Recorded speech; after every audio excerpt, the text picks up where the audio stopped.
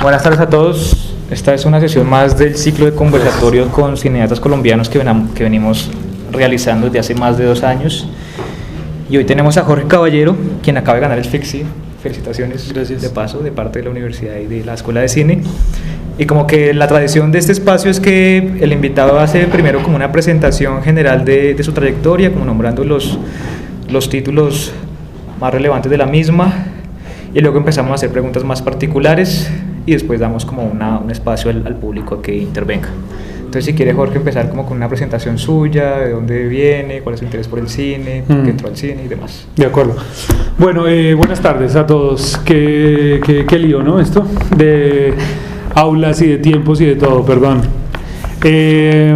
Bueno, ¿qué les cuento? No, yo, digamos, empecé con esto de hacer documentales, hacer películas hace más o menos unos 10 años.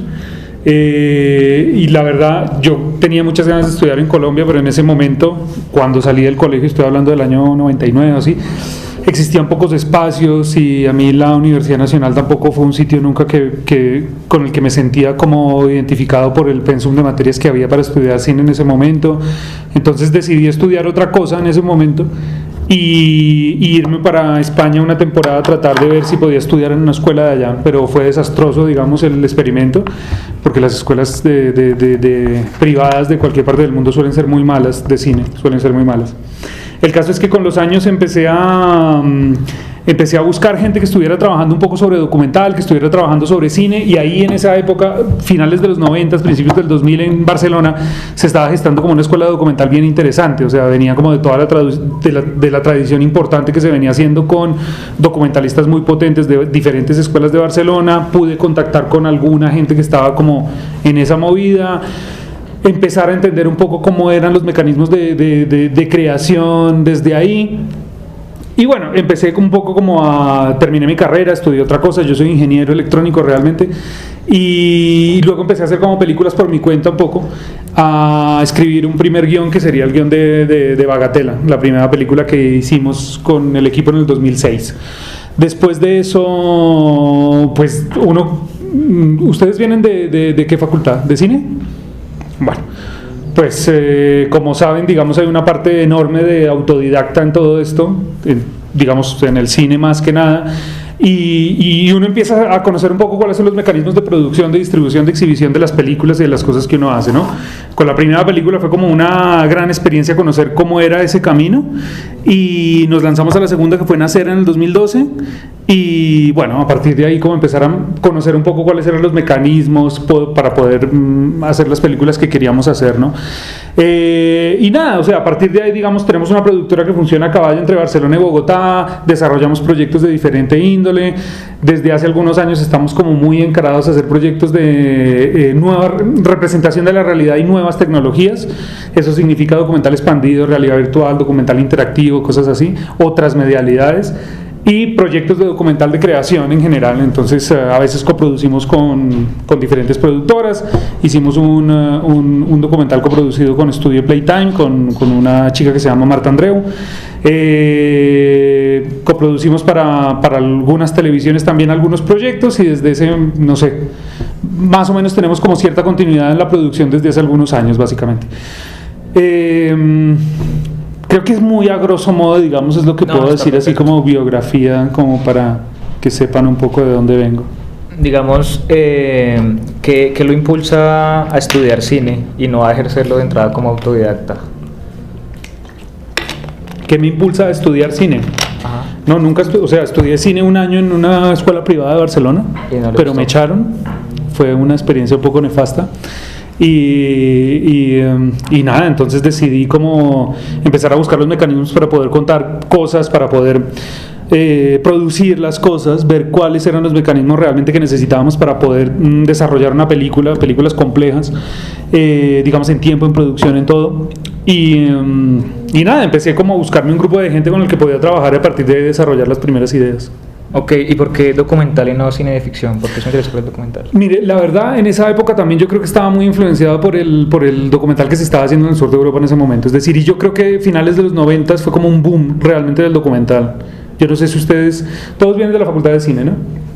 O sea, a finales de los 90 se marca como un hito bien importante dentro de la cinematografía, porque empieza a haber como una cosa importante que sería como el giro subjetivo en el documental. Es decir, empezaron a salir una cantidad de autores que de alguna manera decidieron girar la cámara hacia ellos mismos, ¿no? Fue como el gran boom, es decir, a partir de finales de los 80 o algo así, esto se venía gestando, pero es en los 90 realmente cuando se da todo este tratamiento, ¿no? ¿Y de quién estoy hablando? Pues yo qué sé, de las obras de Jay Rosenblatt, de Ross McElwee, de Alain Berliner, de estos cineastas que de alguna manera dan como ese giro. En España yo creo que por esa época también empieza a haber como una corriente enorme de documental de creación impulsada por dos cosas. Primero, porque las televisiones empezaron a meter dinero en esa clase de proyectos, y segundo, porque digamos, el esquema de producción de cine de España de esa época se daba para que pudiera haber mucha producción, y eso era interesante. Aparte habían 2 o 3 escuelas que generaban mucho pensamiento sobre eso, y varios directores que estaban como generando cosas importantes. O sea, en esa época, por ejemplo, salieron películas súper emblemáticas como En construcción de Guerín, o salió la película Mercedes Álvarez del Cielo gira. Entonces yo creo que un poco viendo que esa realidad era más cercana a la mía, es decir, a coger una cámara, un equipo pequeño, y no establecer sobre todo una escritura previa, como en el caso de la ficción, una escritura cerrada, digamos, de ficción. Entonces decidí afrontar una película en la que hubiera como un boceto estructural sobre qué montarme, a partir de ahí generar una película de lo real, digamos que sería la primera, que es Bagatela. Y mis intereses hasta entonces siempre habían sido un poco esos, como un poco a partir de la realidad, a partir de descubrir algo de la realidad, ver cómo podía concentrarlo, manipularlo y sobre todo tener un método para poder contar lo que a mí me interesaba contar.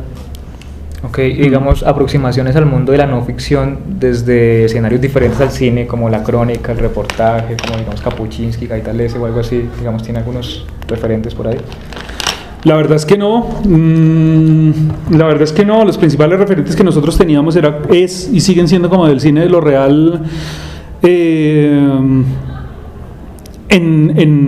digamos en cine, pero entendido más como cine de no ficción, no tanto como cine documental encajado dentro de lo que se parece más al reportaje de alguna manera, sino encajado al cine amplio de lo real, y eso significa pues una multitud de autores que se acercan más al cine desde perspectivas diferentes, que no tienen que ver como con esa digamos similitud con la realidad, sino que la realidad se vuelve un punto de partida sobre el cual construir algo que uno quiere decir, ¿no? Entonces yo creo que sobre todo la principal influencia, o he bebido mucho, digamos, de ese cine, que no tanto de otras disciplinas como la crónica periodística o algo así. Y me llama la atención que, digamos, menciona gente como Berliner y como esa gente que hace como ficciones del yo, se podría denominar algo así, sí, cuando su cine es mucho más directo, como Mosca en la pared, como eso, o sea, como, digamos, como encuentra esa estética que obviamente tiene una tradición, pero ¿por qué le gusta tanto? Y cómo... No es que me guste tanto, lo que pasa es que me preguntaba sobre por qué en ese momento documental y no ficción. Entonces yo creo que en ese momento era como un gran momento del documental en el mundo, creo yo. O sea, creo que era como el gran boom cuando estábamos viendo que el cine de lo real tenía posibilidades en todo el mundo, y había mucha gente que estaba produciendo cosas como increíbles, y para mí fue como el descubrimiento enorme de grandes realizadores. Insisto, en España en ese momento salía, por ejemplo, de Nens, una película de Jordán, salían como grandes títulos que uno veía esas películas y decía, wow, esto se puede hacer en el cine también, ¿no? Y funciona, y tiene sus mecanismos y su estructura para hacerlo. Entonces bebí mucho, digamos, de esas posibilidades, y a partir de ahí empecé a construir la mía, pero digamos como posibilidades de construcciones sobre lo real, no sobre como estéticas asociadas al yo, al cine del yo. Okay. Y entonces, ¿cómo es, digamos, ese primer germen de Bagatela?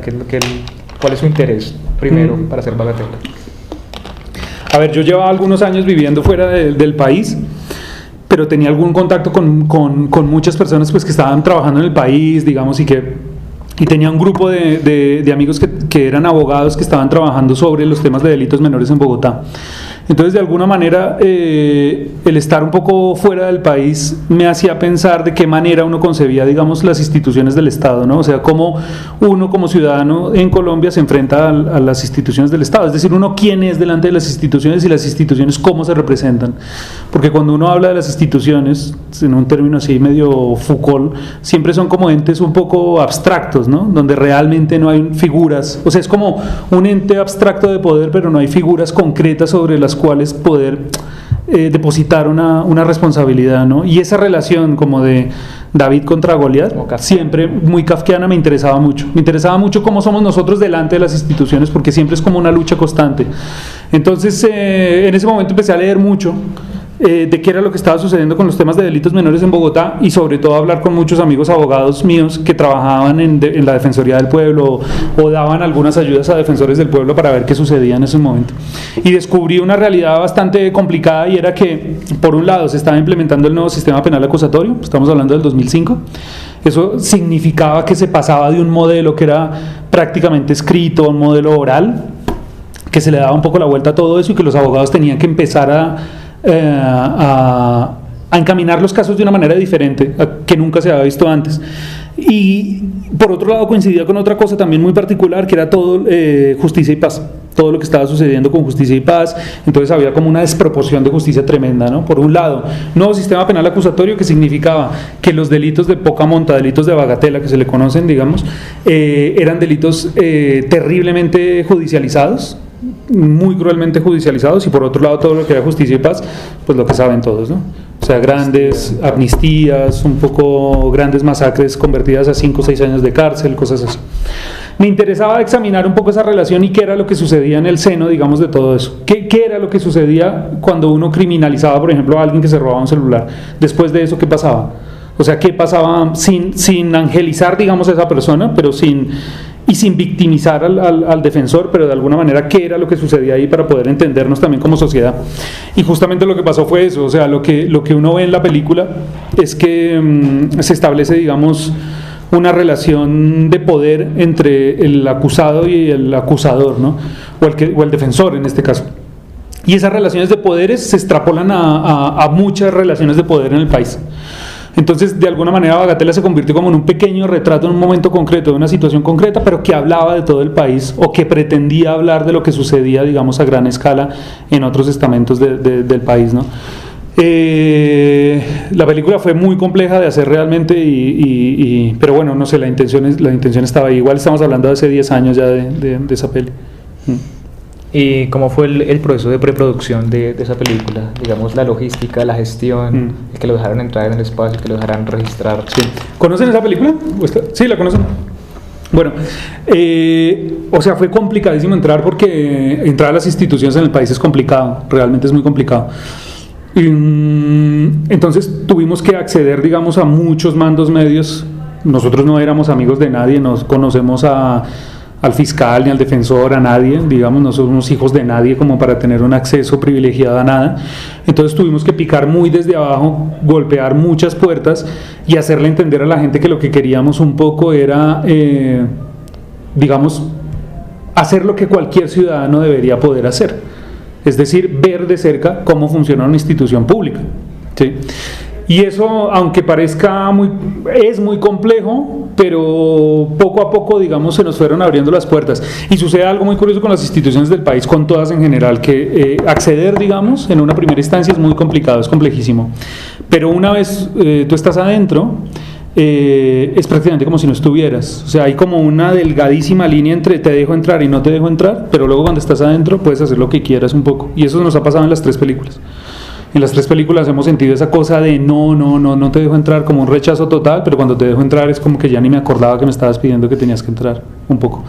Entonces fue complejísimo, fue un proceso burocrático como de un par de años prácticamente, cartas negativas, cartas de nuevo, y hasta el que al final nos dejaron entrar para empezar a grabar como unos primeros casos, y a partir de ahí tuvimos un rodaje de casi 4 meses diarios, con jornadas enormes, grabando una cantidad de gente constantemente, con un método muy concreto, digamos, de producción.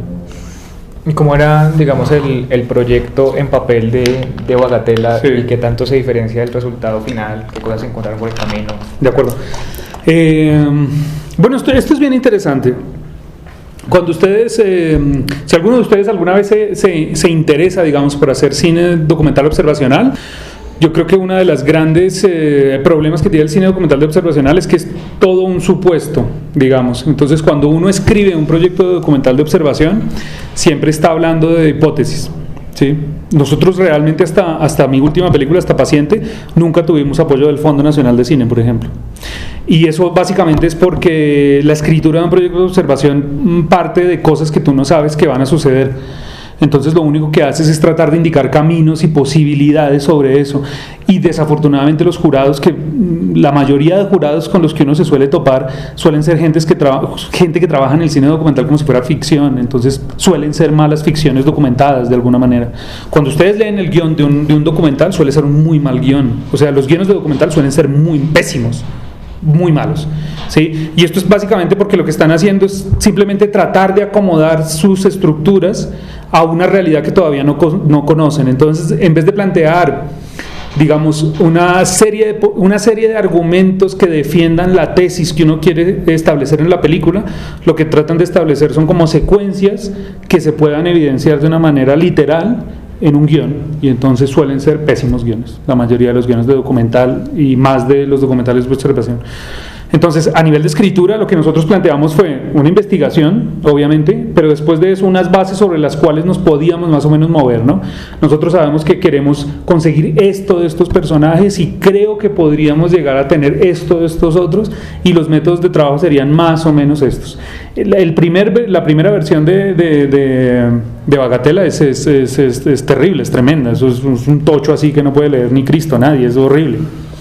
Pero nos enseñó justamente a eso, a entender, éramos primíparos en todo eso, no sabíamos cómo escribir un documental tampoco. Entonces nos enseñó justamente que primero los lectores de documental suelen ser, digamos, difíciles, tienes que saber mucho de cine para entender que eso significa algo. Y por otro lado, que teníamos que plantear las cosas como hipótesis sobre preguntas, y sobre todo tratar de tener algo más concreto sobre el material que queremos rodar antes de poder acceder, por ejemplo, a una producción, a una ayuda de producción. Muy diferente a una película, que tú con un guión puedes conseguir ayudas. En un documental así de estas características es difícil. Y otra cosa también, cuando yo empecé a hacer documental hace 10 años, en los mercados del mundo, por ejemplo, no era obligatorio el pitch, no era obligatorio el teaser para el pitch, por ejemplo. Pero con los años se ha ido estandarizando de manera que si tú quieres acceder, por ejemplo, a la producción del documental, casi que ya es obligatorio que tengas rodado algo de material, ¿no? Con lo cual los procesos de producción también han cambiado mucho, se han televisionado mucho, se han vuelto muy televisivos en ese sentido. O sea, necesitan tirar sobre seguro, existen cada vez menos posibilidades de riesgo, la gente arriesga menos en general, en los fondos, en las televisiones. Y creo que una manera fácil de evidenciar todo eso es justamente lo que digo, ¿no? Que te obligan a tener material rodado, quieren ver a tu personaje, quieren que ya tengas algunas secuencias rodadas, ¿no? Es difícil establecer un diálogo a priori si no tienes eso fundamentado. Eso lo hemos ido aprendiendo un poco con el tiempo, y hemos crecido un poco con el tiempo con todo eso. ¿Y presentaron un teaser entonces? No, para Bagatela y para Nacer no, para Paciente sí. Ok, bueno, esa es la pregunta que tenía. Y otra pregunta que tenía era más o menos que, digamos, o sea, como que bueno, vamos a hacer la primera, la que quería. ¿Con qué cámara rodaron? Bagatela. Bagatela rodamos, ¿con qué cámara grabamos eso? Con una Z1, con una Sony Z1, eso fue HDB. ¿Y ustedes, digamos, tuvieron como pues discusiones o probabilidades de como tenemos la cámara A, la cámara B, la cámara C, y qué tipo de beneficio nos presenta cada cámara? No, con esa película no. Que de una iba a ser. Con esa película no teníamos absolutamente ninguna prevención de nada, porque primero la mayoría del equipo nunca había hecho nada. Y segundo, éramos todos unos flipados del cine, con lo cual lo único que pretendíamos era hacer una película con lo que teníamos, y teníamos una Z1. O sea, nunca salió en la discusión posibilidades de ópticas ni nada. De hecho, el dire de foto no es un director de foto, digamos, era un chico con el que yo estaba trabajando hace tiempo, que es un antropólogo, y yo tenía súper claro, digamos, los encuadres, y este chico, digamos, lo único que hacía era operar la cámara un poco. El trabajo de foto, digamos, fue como mucho más conceptual en los encuadres que no en las posibilidades ópticas de la cámara. Y esa cámara, digamos, por tamaño, por óptico, por eso no les presentó ningún problema que ustedes hubieran dicho, me hubiera gustado tener otra. Pues en ese momento no, la verdad es que no lo pensamos. En ese momento era como, para nosotros era como un primer trabajo y era como un salto al vacío en todo, con lo cual trabajar sobre esa cámara no nos significaba como realmente un gran problema. No, la verdad es que no. De hecho, ¿han trabajado con esa cámara? ¿Saben qué cámara es? ¿No? Bueno, es una cámara de estas viejitas ya HDB eso es un formato de mierda que se inventó Sony hace un par de años entre la tradición del DV y el HD, y es una cosa intermedia que funcionó durante mucho tiempo, digamos durante 3 o 4 años funcionó bastante en los formatos documentales así tiradillos, y a nosotros nos iba bien, digamos, como la movilidad de la cámara, porque era una cámara fácil, de óptica fija, con entradas, digamos, para XLR, para no tener que separar el audio. Esa era otra cosa, no teníamos sonidista en ese primer rodaje, sonidista, digamos, separado del rodaje. Entonces, como que de alguna manera nos iba bien, digamos, estar un poco limitados por la técnica en ese sentido también. Y digamos, en ningún momento hubo discusiones con gente del equipo porque les dijeran, ¿por qué no hacemos una entrevista? ¿Por qué no hacemos algo un poco más expositivo y no tan directo? O sea, como que el directo siempre es como un riesgo que la gente no quiere asumir. Sí, no, pero digamos que el equipo éramos 4, con lo cual las decisiones eran habladas entre todos, pero es decir, cuando ellos se metieron al proyecto, yo tenía como muy claro, digamos, lo que queríamos hacer. O sea, yo sabía cuál era el método que trabajo. Y lo que he tratado de hacer siempre en las películas que hago es establecer un método de trabajo. Y yo creo que, o sea, independientemente de la película que se haga, yo soy uno de los que cree que los buenos realizadores de alguna manera son aquellos que toman decisiones muy concretas, en momentos muy concretos y sobre una coherencia muy grande sobre el concepto total de la obra. Es decir, creo que las buenas películas son sobre todo películas muy coherentes consigo mismas, ¿sí? Es decir, que las decisiones que se tomaron por, digamos, por cuestiones muy concretas y sobre todo que establecieron como métodos de trabajo muy concretos, como cosas que no tienen tanto que ver con la intuición, con las inspiraciones, sino sobre métodos concretos de trabajo. Y yo soy un tipo muy metódico para trabajar, entonces mis películas siempre creo que las he tratado de fundamentar mucho sobre las dinámicas de esos métodos. Ok, y en términos de montaje, ¿se quedó mucho material por fuera? ¿Se quedaron personajes? Se quedó mucho material por fuera, muchísimo material por fuera, claro, muchísimo material por fuera. De hecho, en esa primera película teníamos cerca de 30 casos, más o menos, grabados, pero había algo también del método, es decir, mis procesos de montaje suelen ser así: yo grabo todo el material, después de que tengo todo el material, digamos, sincronizado, una cosa básica, lo que hago es hacer como una primera etapa de limpieza del material. Entonces yo cojo todo el material y veo realmente lo que no me sirve, porque estéticamente no está mal, porque está malo, porque no me interesa. Es decir, yo qué sé, desenfoques que yo no quiero que estén, o movidas de luz que no me interesan, o movimientos de cámara que no era lo que yo esperaba, lo que fuera, o que la cámara se quedó encendida, lo que fuera, cosas como básicas que cualquiera de nosotros haríamos. Luego pasa un proceso de edición donde lo que trato de hacer es volver un poco sobre cómo el material fue grabado, es decir, sobre el método de trabajo que utilicé para poder rodarlo. Y eso significa que si yo, por ejemplo, necesitaba para Bagatela tener 3 o 4 momentos muy concretos de la historia de estos personajes, si habían personajes que estaban, por ejemplo, tenían una secuencia buenísima, pero no se resolvía, no se acababa de resolver, entonces era un caso que a priori no me podía servir, ya no lo tenía contemplado. O si, por ejemplo, en la dinámica de Bagatela son planos muy simétricos, donde está siempre el abogado de un lado, siempre del otro. Si por lo que sea en ese momento la cámara estaba girada, no pudimos coger el encuadre, pero sin embargo se rodó la entrevista, pues ya era algo que a mí me permitía decir, bueno, esto es una entrevista que no quiero tener. Con todo y eso, digamos, si estamos hablando de un material de 120 horas en esa película, pues igual con eso yo llegaba a una reducción de unas 70 horas de material, y ahí era cuando empezaba realmente el proceso como conceptual de poder pensar la película desde el montaje, y ese proceso pues es diferente, digamos, es complejo. Digamos que hay una serie de planos, porque esto es una película que es como muy oral y muy verbal, ¿no? Son personas hablando casi todo el tiempo, es casi talking heads, pero hay como algunos respiros que usted le da al espectador cuando muestra, sobre todo recuerdo el plano de esta señora trapeando casi de manera coreográfica. Sí. Digamos, esos momentos como de interludio, ¿aparecen en el montaje, están planificados o cómo surgen? No, aparecen en el montaje. Yo creo que gran parte de la construcción del documental, ustedes han hecho documentales, ¿no? O más o menos se entienden de algunos documentales. Yo creo que uno de los porcentajes elevados, digamos, de la construcción del documental sucede en el montaje. Porque en el montaje es donde uno organiza todas las ideas y donde la película habla, digamos, con los editores, con el director, con la gente que está ahí. Yo siempre he concebido, digamos, las películas como un poco como seres, como pequeños monstruos que están hablando todo el tiempo con nosotros, ¿no? Y sí que uno siente que a veces las películas, no sé, seguramente nos ha pasado a todos los que hemos trabajado en esto, que las películas empiezan a hablar su propio lenguaje y uno tiene que acomodarse también a ese lenguaje que está hablando la película constantemente. Y cuando uno no es capaz de ver que la película le está hablando y le está pidiendo cosas, es cuando uno comete errores con las películas. Y cuando uno ve en la sala de cine una secuencia que dices, ¿por qué esa secuencia está ahí? No tiene sentido que esté ahí. Y de alguna manera yo creo que hay que estar como muy atento a lo que la película constantemente le está diciendo a uno, ¿no? Y eso no es tan sencillo de ver a veces. Porque a veces las películas como que le vomitan a uno cosas, ¿no? O sea, yo he tenido, y en las películas que yo he hecho son películas corales, con lo cual es fácil o difícil dejar algunos elementos fuera de la película, pero sobre qué base, digamos, uno deja elementos fuera, sobre qué base deja unas entrevistas fuera, otras dentro y tal, ¿no? Y tiene que ver justamente, primero con un método, que luego igual lo puedo explicar, y luego con una cosa de cómo la película te está devolviendo cosas y te está diciendo.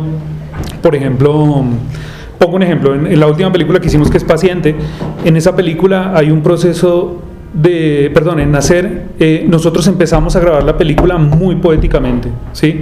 Como las películas de Peleshan. ¿Conocen a Peleshan? Bueno, es un realizador armenio, uno de los, digamos, mitos del cine, es un tipo tremendo. Y Peleshan fue como una influencia importante para esa película. Y queríamos hacer un registro coreográfico como el que hacía este hombre. Entonces la película la empezamos a grabar así, pero luego nos dimos cuenta que no era la película que podíamos hacer. Sin embargo, en montaje volvimos a tratar de grabarla así. Y la película todo el tiempo vomitaba esas secuencias. Nos decía, no, esto no puede ser así. Esto no puedes poner ahora un primer plano con música clásica, con la chica pariendo. Esto no puede ser. Entonces todo el tiempo como que nos obligábamos la propia película como que te estirpa, todo el tiempo te está pidiendo que estirpes la secuencia. Y si eres capaz de oírlo y eres capaz de entender que tienes que sacrificar eso por mucho que te duela, seguramente la película va a ser más redonda, ¿no? Y eso es un proceso como de mucha, ¿cómo decirlo? Como de mucho, como de aceptación, de sacrificio, ¿no? De entender que te encanta ese plano, pero no puede ser, no puede ir, ¿no? Y bueno, eso. decir algo sobre el método? Sí, bueno, yo siempre he creído, eso tiene un marcador, ¿cierto? Perdonen, a veces soy un poco spoilero. Soy profesor de la Universidad Autónoma de Barcelona, coordino el máster de documental creativo de la Autónoma y por eso a veces utilizo tanto la pizarra. Yo siempre he concebido las películas, digamos, a mí me gusta pensar las películas con estructuras muy matemáticas y esto lo utilizo mucho cuando explico, por ejemplo, cosas que tienen que ver con interactividad. ¿Tienes un rotulador ahí? Sí.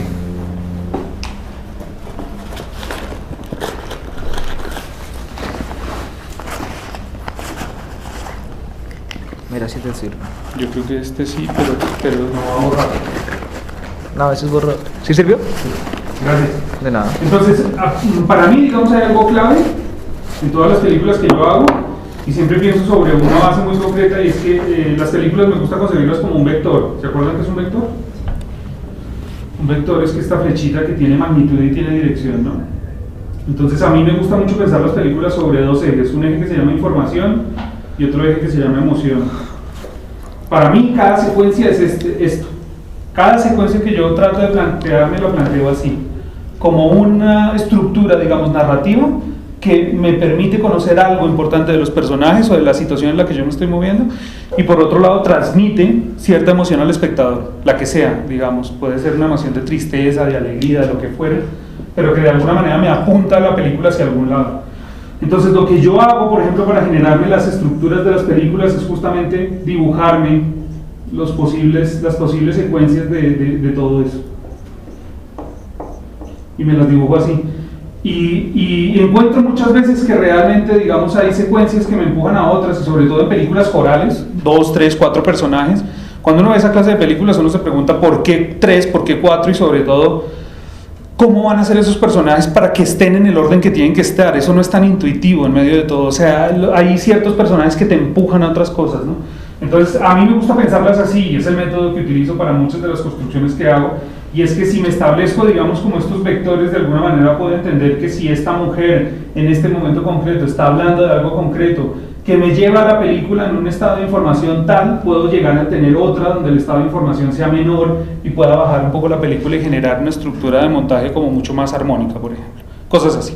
Entonces todo el tiempo estoy como viendo cuál es la cantidad de información que yo tengo aquí para poder darle al espectador de emoción y construir las películas a partir de eso. Digo que yo lo utilizo mucho cuando hablo, por ejemplo, de documental interactivo, realidad virtual, nuevas tecnologías, porque es exactamente lo mismo. Lo que pasa es que aquí existe una cosa que se llama acción, que depende del espectador. Pero bueno, ya sería, digamos, harina de otro costal. El caso es que me gusta plantear las películas así, digamos, como pequeñas fuerzas de la naturaleza, narrativas, que están dando constantemente información emocional al espectador, y a partir de ahí se puede generar una dinámica de construcción narrativa y de coherencia entre las secuencias que me empujan de una a otra.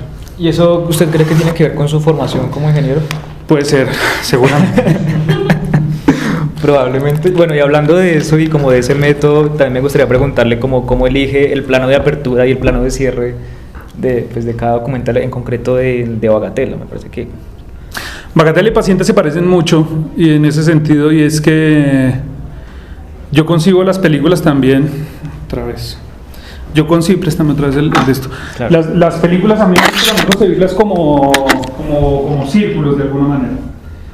Entonces, en Bagatela, por ejemplo, lo que era muy concreto, lo que nosotros queríamos hacer era establecerlo como esas figuras icónicas rusas. Ustedes si ven esas figuras icónicas rusas de Jesucristo, verán que están construidas sobre círculos concéntricos que cada uno indica como perspectivas, digamos, de la religiosidad de la época, ¿no? A mí me gustaba mucho pensar, digamos, la película de la misma manera y tratar de establecer vínculos entre los diferentes círculos. Para mí el círculo interior era el círculo de lo que sucedía, por ejemplo, en la entrevista como tal, lo que estaba sucediendo, digamos, entre el defensor y el acusado, que era como ese micromundo que nos reflejaba ciertas cosas sobre lo que estaba sucediendo ahí directamente, y metáfora de lo que sucedía en el exterior. Pero había algo, digamos, más grande que tenía que ver con la propia institución. Y entonces aquí están todos los planos que tienen que ver con mujeres limpiando, metáfora de la limpieza, corredores, pasillos, ¿no? O sea, como esa gran institución que se está moviendo detrás, papeles, todo eso. Pero había algo superior que se llamaba país. Que esto estaba circunscrito, digamos, dentro de un contexto muy concreto de Colombia. Digamos, si esto fuera otra película, lo que uno pensaría es, bueno, lo que podemos hacer es pensar en algunos planos exteriores de la ciudad, en algunas cosas, pero lo que nosotros decidimos hacer fue dar toda esa información de país a través de los medios de comunicación. Por eso hay algunos televisores, por eso hay radio que habla del país, de los paramilitares. Hay ciertas cosas de los medios de comunicación que denotan, digamos, el país en el que estamos, pero nunca lo vemos, simplemente lo escuchamos. Y la manera, digamos, de entender eso también es abriendo una puerta para acá y saliendo de esto, del primer plano y el último plano de la película, que son los únicos dos planos exteriores que existen. Tanto en Paciente como en Bagatela utilizamos una estructura similar. Sí, claro. Ok. ¿Ustedes tienen alguna pregunta sobre Bagatela? ¿Niños y niñas? ¿Niños? No tanto. Pues digamos que en general, sí. yo siempre he encontrado en sus documentales alguna relación con el cine de Frederick Wiseman. Entonces quisiera saber si realmente existe una influencia ahí o... Pues yo creo que sí. De todas maneras, hacer cine de observación, siempre el padre del cine de observación es Wiseman, ¿no? Pero también de Pardón. Yo conocí a Wiseman en el año 2005 tal vez, y recuerdo que cuando vi una de sus películas fue como una revelación tremenda. O sea, no recuerdo ahora qué película vi. Me parece que vi Aspen, o una de estas, que son de estas películas enormes, larguísimas y tal. Y claro, ves esa construcción de este hombre y es como muy revelador, muy revelador. Entonces, no sé si digamos como influencia directa al cine de Weissman. Lo que pasa es que cualquier persona que se enfrente, digamos, a ese cine de observación así, es como el hombre que se inventó, digamos, esa manera de hacer, con lo cual yo creo que todas las películas que hablan sobre ese mismo, digamos, esa misma manera de hacer, siempre van a estar referenciadas en ellas. Ahora bien, es verdad que como institución, a mí me parece que Weissman también hace como retratos tal vez muchísimo más enormes de la institución de lo que a mí me gustaría hacer igual. O sea, las películas de Weissman por eso duran tanto también. Son películas de 3, 4, ¿han visto películas de Weissman, no? 3, 4, 5, 6 horas, ¿no? Donde lo que estás haciendo es una serie de elementos constantemente construyendo poco a poco, digamos, esa institución. Mis películas son muchísimo más cortas y tratan de establecer como pequeñas relaciones dentro de esa institución, más que nada, y que de alguna manera se puedan desarrollar. Y en cualquier caso, la última película sí que rompe un poco toda esa estética, porque si bien es cierto que hay un proceso de observación, en el sentido de un método para mirar, la película no se relaciona directamente con una construcción de la institución, sino lo que se hace es una construcción de una persona delante de esa institución. Es la primera película que hago sin que haya coralidad, sino un solo personaje delante de eso. En cuanto al realizador francés Depardieu, ¿es que se pronuncia? Raymond Depardieu, sí. Sí, como que cuando yo vi esta película Bagatela en clase, nos la presentaron como es un remake de una película de Depardieu, me pareció como raro hablar de remake, sí. en términos de documental. Pero ¿usted qué opinaría, digamos, de ese comentario? Y también si ha tenido que ser muchas veces comparado con Depardieu, porque él también tiene una película judicial y demás. Eso fue muy curioso porque yo no conocía la película de Depardieu cuando nosotros hicimos Bagatela. Fue un profesor de la universidad que me dijo, hay una película de Depardieu que es muy parecida, digamos, en ese sentido. Lo que pasa es que Depardieu él establece, digamos, unos casos, pero luego se los lleva a otro terreno que tiene que ver como con la propia sociedad francesa en cuanto, es decir, hay una parte de la película que ya no son tanto esos casos, sino es una conversación que tiene una de las chicas con su abogado defensor que le ayuda bastante a cómo tiene que defenderse delante del juez y decirle por qué tiene que aceptar los cargos de alguna manera, ¿no? Entonces ellos dos se vuelven un poco cómplices en esa película para tratar de defenderse delante del Estado. Yo no la conocía realmente cuando empezamos a rodar la película, cuando la empezamos a trabajar. Luego descubrí la película y claro, sí, tiene relaciones enormes, evidentemente. La verdad nunca hemos tenido que lidiar mucho con eso, porque también supongo que son realidades diferentes. También la obra de Depardieu es una obra monumental. O sea, es un tipo que ha hecho eso y después de eso hizo Sala 10, ¿no? Que es como la continuación de esa película, justamente, pero en los casos en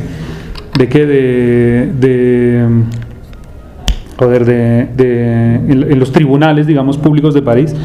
Entonces, la verdad nunca hemos tenido que lidiar, digamos, con esa comparación. O sea, alguna vez, evidentemente, la gente lo ha mencionado, pero creo que, digamos, cada película en su contexto y con las particularidades que tiene, pues se mueve sobre conceptos también particulares, ¿no? Pues a mí me pasó algo y fue que le mostré su película y Sala 10 a unos amigos abogados y como que se quedaron como que dijeron, ¿por qué me muestra esto? Si no, o sea, ¿qué interés tiene para mí esto si es lo que yo veo todos los días? Entonces, pues como quería preguntarle como qué tipo de comentarios de gente del medio judicial ha recibido y como qué opina de ese comentario de que uno pensaría que les interesaría más por ser de su gremio y como que muchos dicen, pues no me interesa porque es lo que yo veo todos los días. Pues la verdad, lo que ha sucedido justamente es todo lo contrario.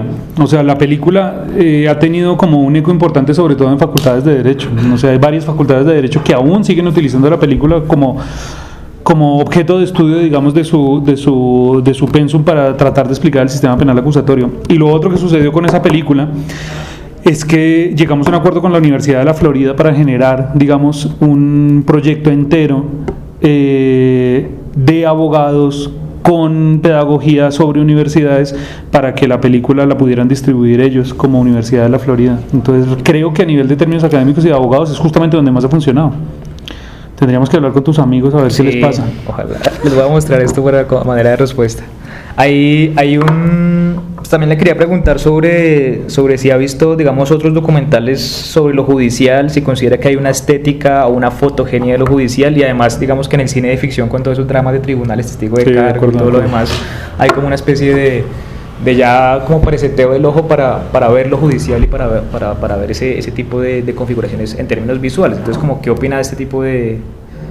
No, yo creo que sí existen, es decir, cuando nosotros ahora hablamos de juicios, o si estuviéramos leyendo un guión donde dice en el tribunal X la señora tal y el señor tal están enfrentados al juez, uno ya tiene en la cabeza preseteado un poco cómo se va a ver esa imagen, ¿no? Yo creo que ya son como imágenes icónicas que están repetidas ahí. O sea, sí creo que existe como unos referentes estéticos súper claros sobre esa clase de íconos que ha generado pues el propio cine, ¿no? Pero sin embargo, yo qué sé, no sé, o sea, quiero decir, hay íconos para todo también. Es decir, cuando hablamos si hablamos de los hospitales nos pasaría lo mismo, si hablamos de un partido de fútbol nos pasaría lo mismo, es decir, tenemos íconos para todo, ¿no? Pero también creo que el cine se encarga también de desmontar esos íconos, ¿no? O sea, ahora recuerdo, ¿vieron El hijo de Saúl? Sí. Es una película que desmonta el ícono por completo, es una película que refunda un poco justamente el género del holocausto, ¿no? También, rompiendo un poco varios íconos. Sí. Ok, más preguntas sobre Bagatela, señores y señores. Ya que no puede ser los niños, sí. Niños. Digamos que en las 3 horas se ve un método y no sé si como que has intentado explorar otros métodos siempre la visión ha estado en seguir explorando ese punto. Como si de pronto pensaban en narrar desde otras perspectivas, intervenir. Sí. Estas 3 películas, digamos, son como las 3 películas que he hecho, digamos, con un interés particular para tratar de establecer como, digamos, es que no es una trilogía realmente, pero sí hay intereses evidentes, obvios, digamos, en las 3. Pero no, claro que no es lo único que me interesa, es decir, justamente ahora estoy desarrollando una primera película de ficción que no tiene nada que ver con eso, nada que ver con esos métodos. Lo que pasa es que estos métodos de alguna manera sí, y sobre todo como en el díptico Nacer Morir, en el díptico Nacer Paciente, sí que me han servido mucho para poder establecer primero un diálogo con el equipo, un modelo de producción, y segundo una manera a la hora de poder contar lo que realmente queríamos contar, ¿no? Crisis de salud en el país, relaciones de los pacientes, digamos, con enfermos, quién es el paciente, como ciertos conceptos que para mí funcionan mucho sobre unas bases como estructurales de producción muy claras. O sea, cómo se tiene que mover el sonidista, qué tiene que hacer el equipo de producción, cómo vamos a poner la cámara, cosas que si eso no lo tuviera como muy claro desde el principio, seguramente me sería muy difícil después articular la película en montaje, porque seguramente habrían muchas ideas que se podrían colar sobre lo mismo, ¿no? ¿Vieron Paciente? ¿La conocen? Paciente, o sea, si por ejemplo no tuviéramos claro, en Paciente nunca se ve el enfermo, siempre se ve la mujer que es la madre de ella, pero es el retrato de alguna manera de una mujer que tiene que cuidar a su hija, que se enferma, pero nunca la vemos a ella siempre está en off. Entonces, de alguna manera, si eso no estuviera claro como método desde el principio, ¿sabes? Sería como muy difícil realmente después en montaje decir, bueno, no, entonces ahora quiero que no esté. Que le pasa mucho al cine documental, ¿sabes?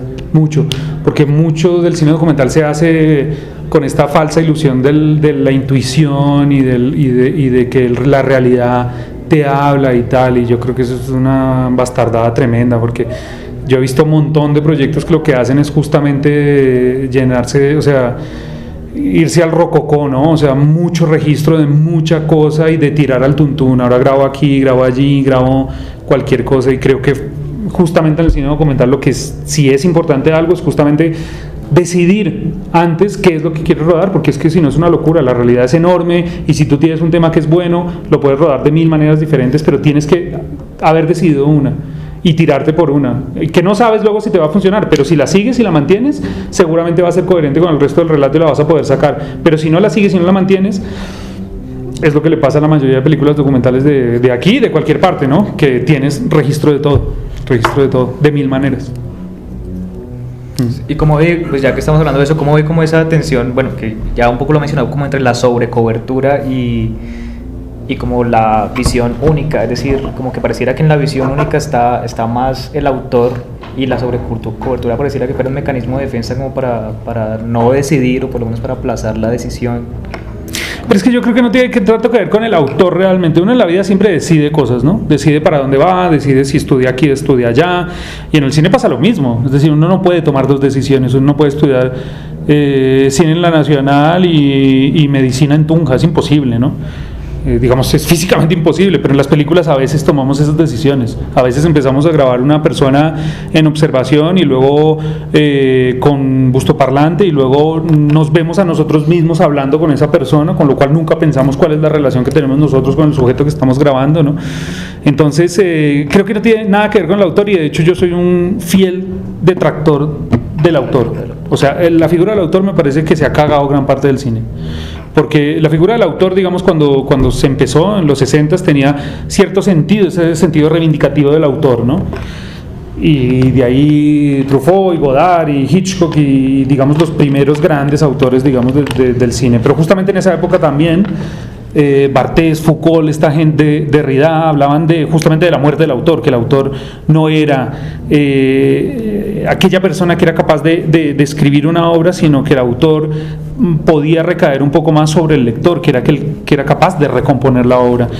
Independientemente, digamos, de la teoría que pueda traer eso, lo que me parece importante es que esta gente ya en ese momento estaba pensando otra vez en el espectador, en la gente que lo estaba leyendo, y la posmodernidad del cine de autor se ha cagado mucho esa relación del espectador con la obra, a tal punto que vemos muchas películas donde hay mucha prepotencia, donde realmente la obra habla sola y el autor y el espectador nunca entiende.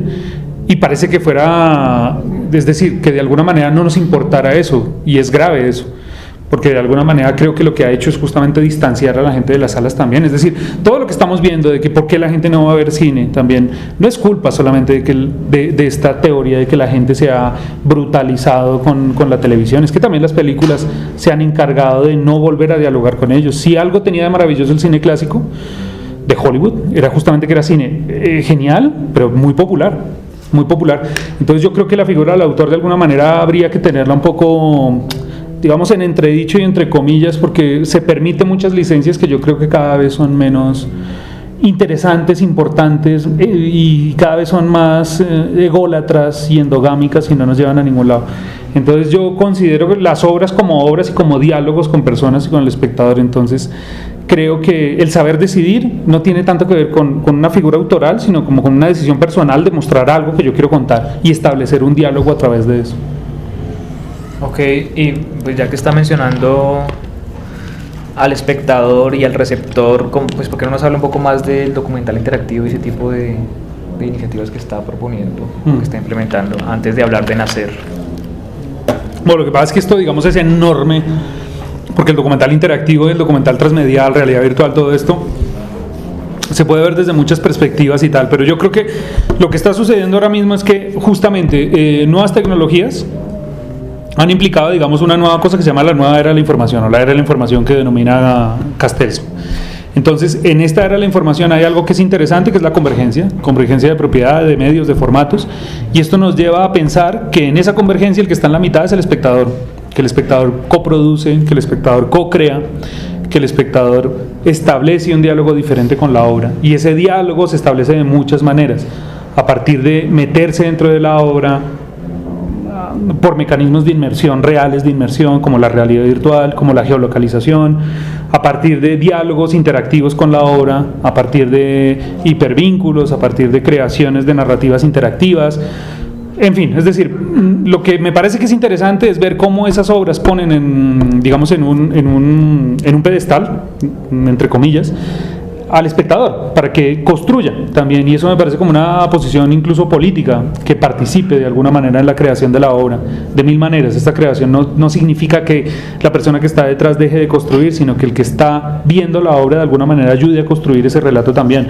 que de hecho el cine siempre lo ha hecho, pero de manera muchísimo más intelectual, más pasiva. Aquí estamos hablando de acciones más físicas reales, es decir, clicar en un botón, ponerse unas gafas, ir a un sitio, coger el teléfono, hacer esto, construir relato, escribir cosas, ¿no? Entonces en esa relación nace un poco, digamos, el contexto del documental interactivo, y con él pues toda una corriente enorme que viene funcionando desde que el concepto de documental interactivo existe, desde el 2002, pero que de alguna manera está mutando en una cosa totalmente nueva que no sabemos qué es. Yo creo que hablar de documental interactivo es erróneo realmente, porque documental interactivo nos lleva de alguna manera a una evolución del documental hacia allá, y yo creo que no está sucediendo eso. Yo creo que estamos en las puertas de algo diferente, es decir, y confío mucho en, siempre comento que a mí me gusta mucho la frase de un teórico norteamericano que se llama Lev Manovich, que él dice que, digamos, durante el siglo XVIII, la novela era lo que articulaba las emociones de la mayoría de los humanos, de alguna manera, ¿no? Que era como el vehículo de cultura. Durante el siguiente siglo fue el cine, y durante este nuevo siglo será la interfaz. Entonces creo que estamos digamos, en el alba, en el nacimiento de estos nuevos conceptos que tienen que ver con la interfaz, ¿no? Con cómo nos vamos a relacionar de una manera diferente, cómo vamos a establecer narrativas diferentes con eso que estamos viendo.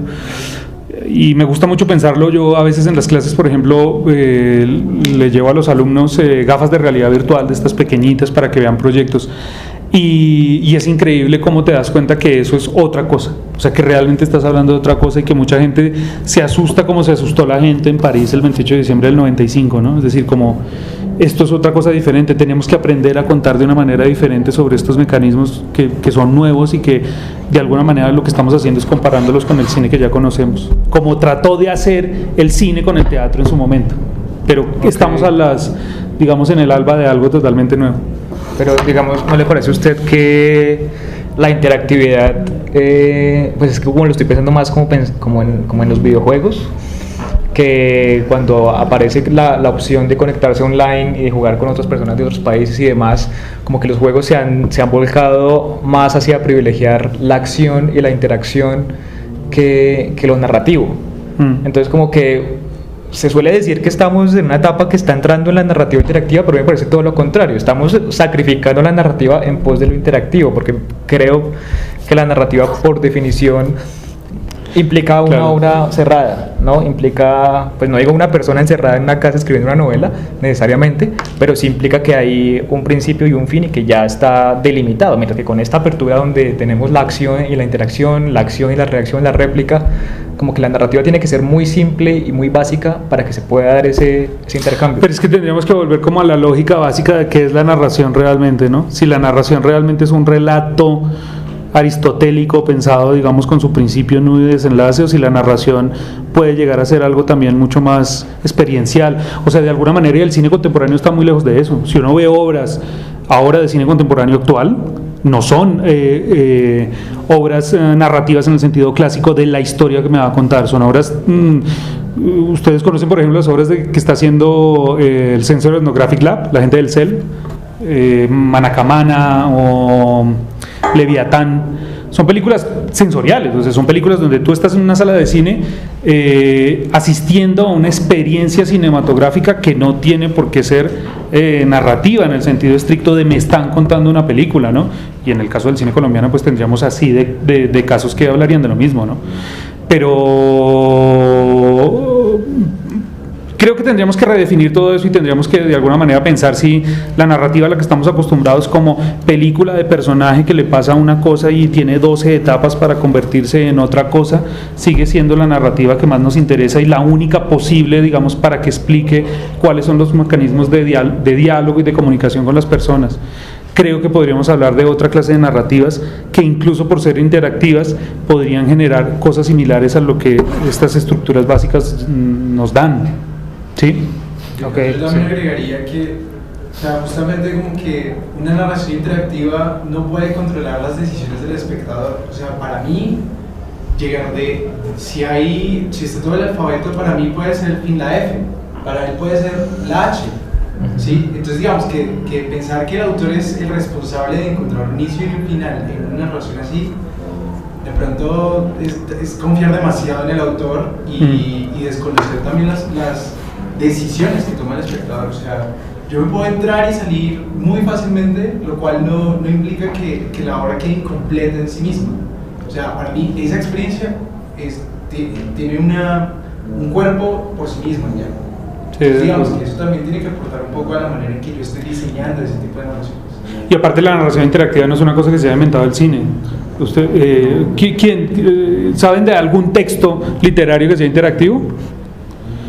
Rayuela de Cortázar es interactivo y sin embargo no es menos narrativo, ¿no? Entonces yo sí creo que deberíamos como repensar que tal vez esos relatos cerrados como los conocíamos no significa, digamos, de por sí que puedan llegar a ser más narrativos que otros relatos que puedan ser más abiertos. No lo creo realmente. Ok. ¿Más preguntas? Señores y señoras. y señoras. Podemos hablar entonces de Nacer un poco, cómo Sí. surge esa película y cuál es. Pues hay un poco como en el prólogo la declaración de intenciones, pero pues si me las puede repetir acá, Sí. por favor. Bueno, no, nacer venía un poco como inercia de Bagatela, en el sentido de estoy en las instituciones, estoy conociendo un poco cómo funciona esto, también estaba pasando por un proceso como de preguntas porque estaba a punto de tener una hija y quería examinar un poco de alguna manera cómo era esa mitificación que teníamos del nacimiento, ¿no? Porque cuando uno suele hablar del nacimiento lo suele mitificar en el sentido de como el acto más grandioso de la vida, ¿no? Y yo creo que para muchos de nosotros ni lo fue, digamos en nuestra concepción, ni lo hemos experimentado así. Entonces quería ver un poco cómo era ese funcionamiento, de verdad. Y entonces empezamos el proceso de investigación largo, profundo, de lo mismo, años tratando de investigar cómo funcionaba todo eso. Le dimos vueltas por 1000 lados, empezamos a mirar nacimientos en culturas precolombinas. O sea, hicimos una investigación larga sobre realmente qué podía llegar a significar el nacimiento en diferentes culturas, de todo. Y luego nos encaramos otra vez como con la situación de, bueno, cómo se nace en Bogotá, cómo se nace en Colombia, cómo es esa relación, digamos, institucional de los hospitales con las madres, cómo son las madres delante de ese nacimiento y cómo de alguna manera se vuelve como pequeñas metáforas también de lo que puede llegar a ser una vida. De hecho, siempre comento que hay una cosa que me pareció muy, muy interesante en la Filmoteca de Murcia hace un par de años. El chico que nos hizo como una pequeña retrospectiva y hizo estas dos películas, pero las hizo al revés, primero Nacer y luego Bagatela. Y él decía que le parecía muy interesante porque pensaba que las películas deberían ser vistas siempre al revés porque una era consecuencia de la otra de alguna manera, ¿no? Entonces me interesaba mucho eso, digamos, me interesaba mucho saber cómo era ese momento y vivirlo de cerca. Entonces nos metimos en ese proceso que fue también complejo en cuanto a las instituciones. Grabamos en muchos hospitales de la ciudad, en muchos. Y lo mismo, o sea, teníamos un registro coral, queríamos contar cosas muy concretas sobre el parto. Digamos, a diferencia de Bagatela tiene una estructura coral pero paralela, es decir, hay algunas historias que se están moviendo en paralelo. Teníamos un caso que lo dejábamos en un punto, luego venía otro caso y luego resolvíamos ese caso, ¿no? Es una película que se va desarrollando así como en paralelo, pero no uno, sino uno, otro y luego el siguiente, ¿no? Es como una estructura así curiosa. Pero en Nacer dijimos, necesitamos poder estructurar la película de alguna manera más como episódica, porque necesitamos coger los casos y cerrarlos en sí mismos, no los podemos dejar colgados, no nos funciona la expectativa que estamos generando con cada uno porque no se va a mantener, digamos, y la relación que tienen entre ellos es como más conceptual que narrativa en ese sentido. Entonces lo que decidimos hacer fue fundamentarlo en 7 verbos, generar, digamos, los 7 verbos que son querer, no recuerdo ahora, querer, cuidar, nacer, y cada uno de esos verbos que defender, que dotara de sentido a esa relación de los personajes con lo que estaba ahí. Y así se generó, digamos, ese pequeño dibujo que termina siendo Nacer. Yo siempre he visto las 3 películas como una evolución del proceso de montaje también. O sea, la primera película es una película donde, digamos, esa coralidad está todo el tiempo como entremezclada, donde todos los casos de alguna manera se están mezclando, pasamos de uno a otro, volvemos a ese, y se establece como una estructura digamos, menos episódica, donde está como todo un poco mezclado, un poco más azaroso. En la segunda hicimos un proceso como muchísimo más episódico, 6 casos uno detrás de otro, cerrados, casi como cortometrajes, uno detrás de otro. Y en paciente cogimos uno y lo desarrollamos de pe a pa, digamos, con una estructura narrativa terriblemente más clásica que con los otros. Ok, bueno, un par de preguntas sobre lo que acabo de decir. Y es, bueno, una es una pregunta que tiene que ver como con la infografía y como con ese dibujo que se va armando en la medida en que Sí. van los episodios y que funciona como bueno, no sé. Digamos, ¿qué tan difícil fue tomar esa decisión siendo un hombre del direct cinema y de que las imágenes tienen que hablar por sí mismas y como que ese dibujo, esa infografía a veces se siente como una intervención del autor como medio explicativa, como diciendo en realidad quiero hablar de esto, bla? Sí.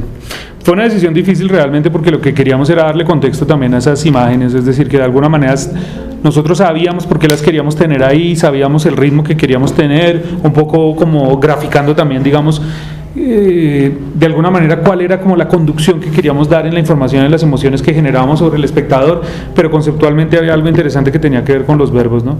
Y los verbos ya eran una manipulación dura de alguna manera sobre el diálogo que se establecía con la secuencia siguiente. O sea, éramos plenamente conscientes de que íbamos a establecer algo que era peligroso, por un lado, porque podría llegar a generar un diálogo o un profundo rechazo, porque era como, si yo te pongo delante del capítulo querer, tú ya vas a pensar que esto va sobre el querer, ¿no? O todo lo contrario, que era justamente lo que queríamos hacer, ¿no? Como generar la pregunta de si eso, de que si ese querer era tan querer, si ese defender era tan defender, ¿no? Pero fue una decisión complicadísima. Entonces en esa manipulación pues ya nos parecía interesante que cada uno de esos digamos de esos verbos se convirtiera como en cosas constitutivas de un relato más grande, que era el nacimiento hospitalario, y por eso esa figurita se va formando como un pequeño esbozo de un recién nacido que nace al final, ¿no? Y también utilizamos como un número mágico en ese sentido, el 7 verbos que dieran como esa sensación del todo, ¿no? Sí, fue un riesgo que asumimos, digamos, con eso, y por eso todos los niños también nacen al final como consecuencia de todo eso, ¿no? Como preparar, digamos, el terreno para eso. Y lo episódico también en algún momento lo asumieron como riesgo, porque digamos que algo que suele suceder cuando pues son casos diferentes obviamente, pero es la misma acción de nacer y demás, como que uno se arriesga que después del tercero uno diga el cuarto va a hacer lo mismo, otra señora con un hijo naciendo. Fue tremendo. Eso fue complicadísimo de la película, de hecho. Y creo que fue una de las cosas que si lo miro como con cierta distancia, creo que a veces uno también es como víctima también como de las ideas que uno tiene a priori, ¿no? O sea, ahora mismo no sé o sea, si tuviera que volver a rodar la película, no sé si lo volvería a hacer igual realmente. Pero sí que en algún momento dijimos, esto va a parecer eso. O sea, realmente lo que vamos a tener es una repetición constante de todo eso, y en algún punto puede que sea así. Lo que pasa es que justamente queríamos escoger los que significaran algo muy concreto dentro del relato, ¿no? Los que contaran algo muy concreto de esa relación madre-padre, madre enferma, médico, madre-hijo, ¿no? Que cada uno tuviera un diálogo muy concreto, aunque las acciones fueran las mismas, pero que los diálogos, lo que se gestara ahí de alguna manera, hiciera, digamos, crecer un poco más ese retrato enorme de lo que era el nacimiento. Y manejar también como la variación, ¿no? Como repetición, variación sobre el mismo tema. Exactamente, sí, sí, justo. Y pues como que me gusta mucho cómo empieza esta película, porque empieza como con un registro de espacios vacíos, y como que casi siempre es algo como que le suelen prohibir a uno, ¿no? Tiene que registrar algo que esté pasando, o tiene que haber una persona, un personaje que usted esté siguiendo, y como que esta película es muy buena en decir, está registrando espacios vacíos, casi como si fuera alguien. Y como es, digamos, ese prólogo de la película o ese inicio de la película aparece el montaje, o usted desde el principio sabía que quería espacios vacíos. No. Eso aparece en el montaje. En el montaje, digamos, justamente a nivel de prólogo, lo que queríamos era como generar esa cosa de inmersión un poco sobre los espacios. Esa película sí no estaba tan pensada, digamos, como esos mundos que uno se va metiendo, como una lupa que uno va haciendo en un universo, sino realmente eran como grandes episodios de grandes temas que queríamos hacer ahí. Entonces nos parecía importante de alguna manera como sentar las bases de donde estábamos, ¿no? Decir, estamos acá, estamos en un hospital, esto es un hospital público, por eso la primera imagen es ese corredor enorme con un par de mujeres embarazadas y se ve una cantidad de gente que está circulando ahí, ¿no? Entonces era importante como generar ese contexto para que el espectador sintiera dónde estaba, a partir de ahí generar las historias. Y hay una, pues no sé si llamarlo escena, de la señora embarazada esta que está sufriendo dolores y que no se quiere dejar hospitalizar, pero que antes la vemos como en segundo término. Sí. Digamos, ¿eso realmente pasó así como se presenta? Sí, o tal fue...? No, en todos los rodajes de hecho nos han pasado pues cosas tremendas. Es que uno está, también hay una cosa que creo que tiene que ver con el hecho de vivir o de tratar de entender la vida a través de situaciones, de momentos muy importantes en la vida de cualquier ser humano, ¿no? Es decir, es como acompañar a las personas en momentos bisagra, que llamo yo, que son momentos donde la vida puede dar un giro radical, ¿no? Que te metan a la cárcel, que vas a tener un hijo, que estés cuidando a una persona que se va a morir, ¿no? Siempre han sido como momentos, digamos, de cambio, de giro, y también ha sido como un recurrente ver, no sé, igual por una necesidad vital o por tratar de entender esa ansiedad, ese vértigo que da la vida en momentos concretos y cómo nos puede cambiar en cualquier momento, ¿no? Entonces, todas las películas, digamos, hemos registrado cosas tremendas, increíbles, y de hecho creo que las más increíbles no han salido en la película, no han salido nunca en ninguna película. En la primera película, por ejemplo, nos pasó algo tremendo, en Bagatella nos pasó algo tremendo, y es que registramos un suicidio, por ejemplo, de un chico. En Nacer, bueno, tuvimos que ver y asistir a cosas tremendas, y en Paciente igual.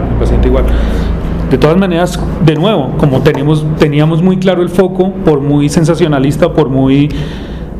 recuerdo productores que me decían, no, esta imagen es tremenda, la tienes que meter en la película, va a ser genial, tal, pero no estaba en el corazón de lo que queríamos hacer realmente. Entonces no tiene sentido, digamos, meterlo simplemente porque va a generar, digamos, más impacto sobre el espectador, ¿no? Entonces sí, no, eso que se ve, digamos, es una de las capas de lo que hemos registrado, pero la verdad es que sí que hemos registrado momentos complejos.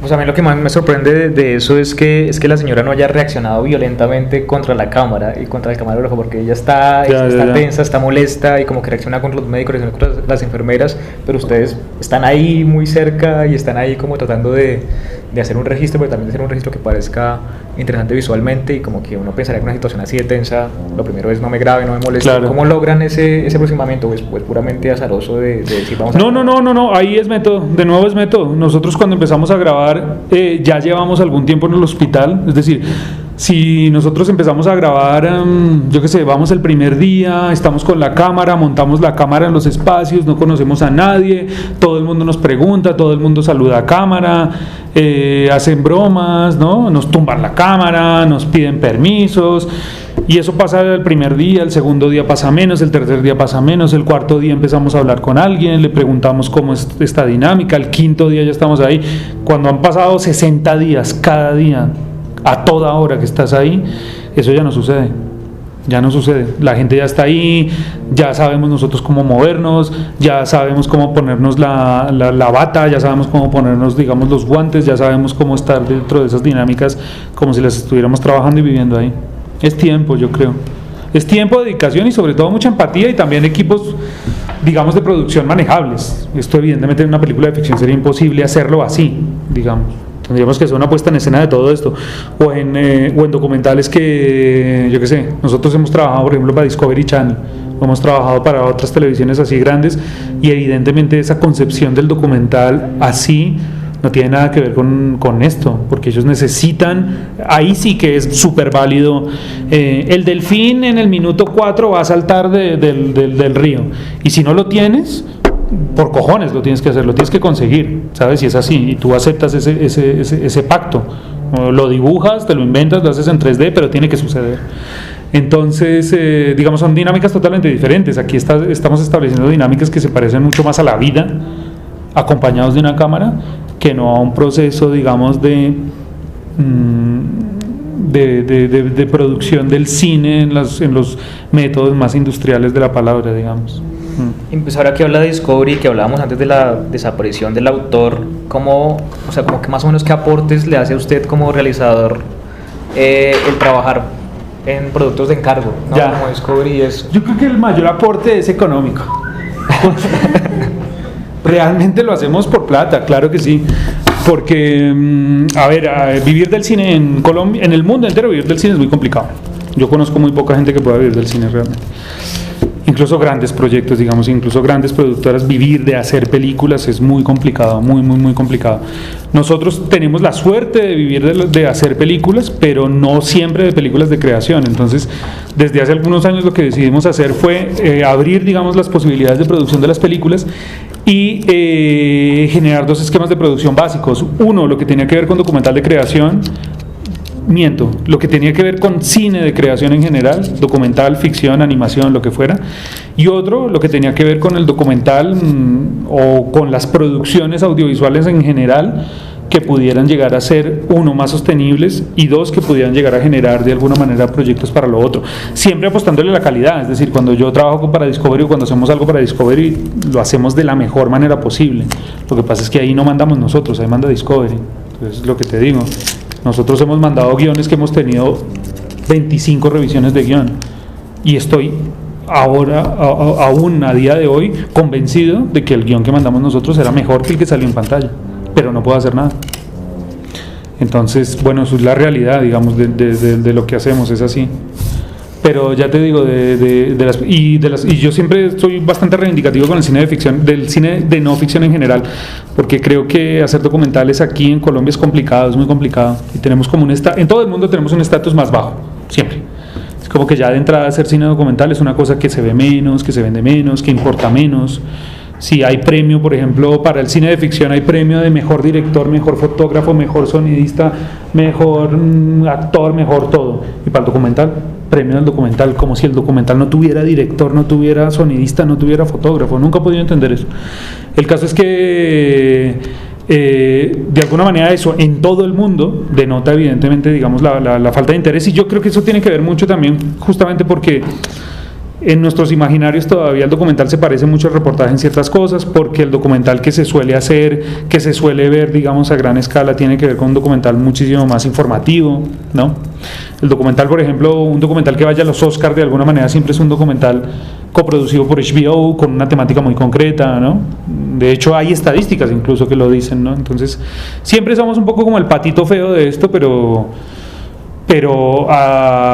entonces hay que ser inteligente y hay que saber muy bien qué producir, cómo producirlo, qué hacerlo, ¿no? Y en eso de alguna manera ya sabemos muy bien cómo, sobre qué proyectos meternos, cómo los podemos producir, qué podemos hacer y qué otras cosas podemos hacer como para fundamentar las dos patas de la productora.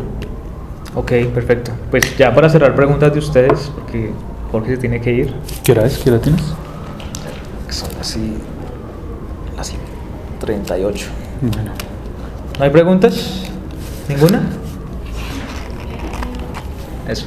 En la reacción del espectador en los 3, pues estos dos lo he visto con más gente y siempre hay un componente de humor presente. Y es como, no sé, como una cosa muy paradójica, porque siento que uno se ríe y yo también me río de cosas que son a veces muy terribles y como de realidades muy fuertes, y quería saber si eso es como una reacción prevista o si simplemente pasa o si... No, tratamos de potenciar mucho eso porque, digamos, en la realidad y en esas cosas que mostramos nosotros funciona mucho la ironía, ¿no? Es decir, la comedia es simplemente el drama visto con distancia, ¿no? Y de alguna manera cuando tú te puedes distanciar un poco de eso que estás viendo que estás tremendo, pues te sale esta cosa un poco graciosa, un poco irónica. Pero tratamos de potenciarlo lo más que podemos, siempre, porque de alguna manera generas una conexión con el espectador diferente, ¿no? Diferente. Estamos hablando de temas complejos, queremos que el espectador se identifique con las realidades de una manera diferente y creemos que esos momentos de ironía, de humor y tal, nos permite, digamos, abrir una ventana enorme para, primero, tener más enganchado al espectador y segundo, poder establecer un diálogo diferente, mucho más rico que no el del dramón puro y duro, ¿no? Y creo que, la verdad, cuando sale y cuando lo tratamos de hacer, tratamos de potenciarlo al máximo, sí.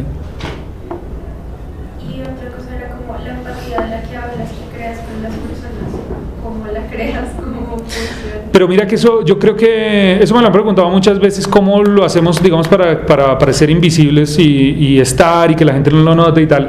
Y la verdad nosotros nunca le hemos dado mucho mérito a eso porque creo que es un trabajo como de mucha constancia y insisto mucho como con el método de estar y de saber estar y de tomar decisiones como a priori concretas para poder registrar, pero no solamente, digamos, en este cine, en cualquiera. Y yo soy como un creyente de que si tú estableces relaciones honestas con las personas, si yo le digo a Leo, te voy a grabar así como estás 6 días, ¿vale? Y se lo estoy diciendo constantemente, y no le estoy diciendo mentiras, y no le estoy vendiendo una cámara oculta, y no le estoy diciendo por debajo de cuerda al otro, ven, mira que quiero que Leo llore en esta cosa, porque no lo chuzas, le haces alguna cosa. Yo creo que se establece un diálogo de verdad como de mucha... Es que no es una amistad realmente, pero es como de sinceridad, de que él sabe lo que yo estoy haciendo. Puede que le moleste, y si le molesta, lo voy a registrar también, y voy a registrar esa molestia también, ¿sabes? Y creo que cuando hablamos, digamos, de esa empatía con el espectador, yo creo que es más como de sinceridad de la cámara con el que está registrando y del que está registrando con el equipo. Y eso lo notan las películas. Yo siempre he creído también que las películas son mucho reflejo de las dinámicas de rodaje también que se establecen, como que de alguna manera las buenas dinámicas de rodaje dan mejores imágenes. No sabes por qué hay un espíritu ahí que circula y que ese espíritu se traspasa también de cara a los espectadores, y yo creo que esa empatía se da justamente de esos mecanismos. Pero insisto que no tiene que ver con el colegueo, no tiene que ver con que seamos amigos y yo te pongo la cámara y tal, porque nunca he sido amigos de los personajes que registro, pero sí he tratado de ser como muy sincero, muy honesto con eso, ¿sabes? No te voy a joder, te voy a grabar. Y con los médicos lo mismo, con la gente de las instituciones lo mismo, porque realmente las películas nunca han tratado de decir ese médico lo está haciendo mal o esta institución lo está haciendo mal, sino veámonos como sociedad cómo estamos funcionando. Y es complejo porque es mucha pedagogía, pero yo creo que si uno, digamos, es como certero en eso y va por esa línea, tomando, digamos, esa decisión. Insisto que soy como muy ceporro, muy cabezón en esa clase de cosas de tomar, digamos, pocas decisiones, pero muy certeras. Creo mucho, digamos, en esas películas, en ese cine. Me interesa mucho el cine que es como muy certero, muy certero. Y a eso le hemos apostado nosotros. ¿Tú le has mostrado las películas de los protagonistas? Sí, claro, a todas. Con cada una establecemos también cosas diferentes. Por ejemplo, con Nacer lo que hicimos fue...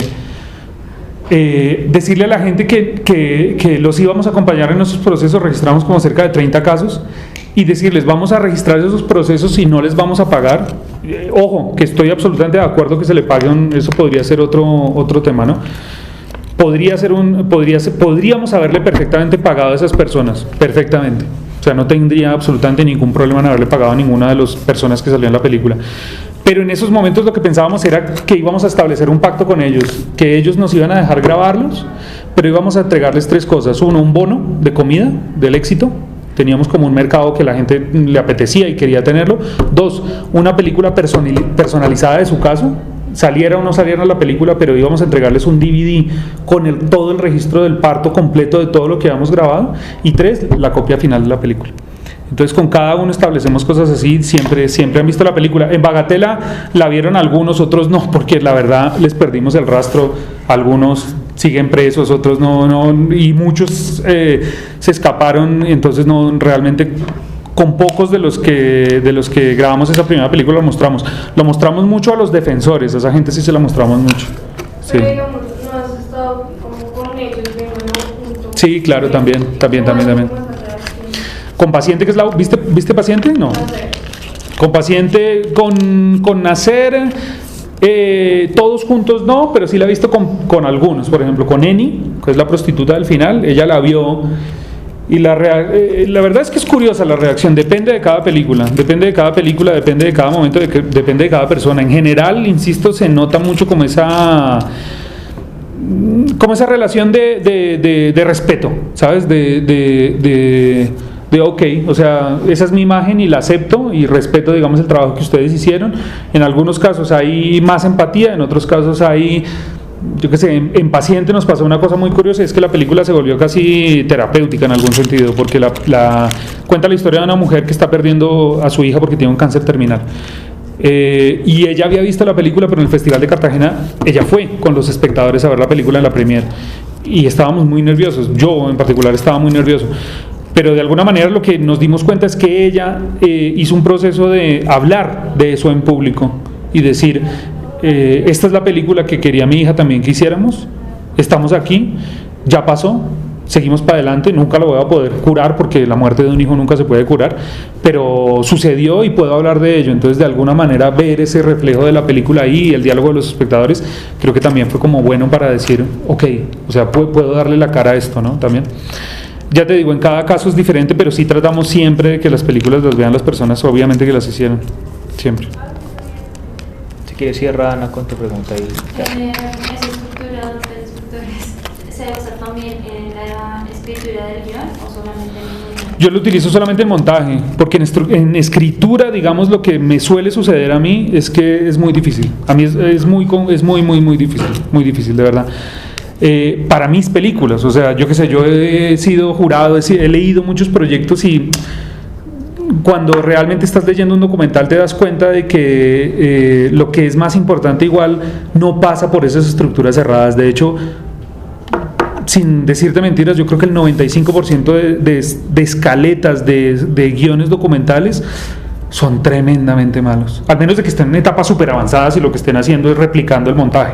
Sabes que eso también sucede, pero si suelen ser como elucubraciones sobre lo que puede llegar a suceder, les ves los quiebres por todo lado, ¿no? Entonces depende del documental y depende de todo, pero yo creo que la escritura documental tal cual la estamos concibiendo ahora mismo, en todos los términos, incluso en las convocatorias del fondo, en cualquier convocatoria del mundo, son complicadas. Yo creo que deberíamos pedir otras cosas. Creo que eso de la estructura escaleteada del documental como lo conocemos no es una cosa que esté funcionando, y creo que de cara a escribirlo tal vez tocaría ser más inteligente y escribir como, insisto, posibilidades sobre cosas, posibilidades más que estructuras cerradas.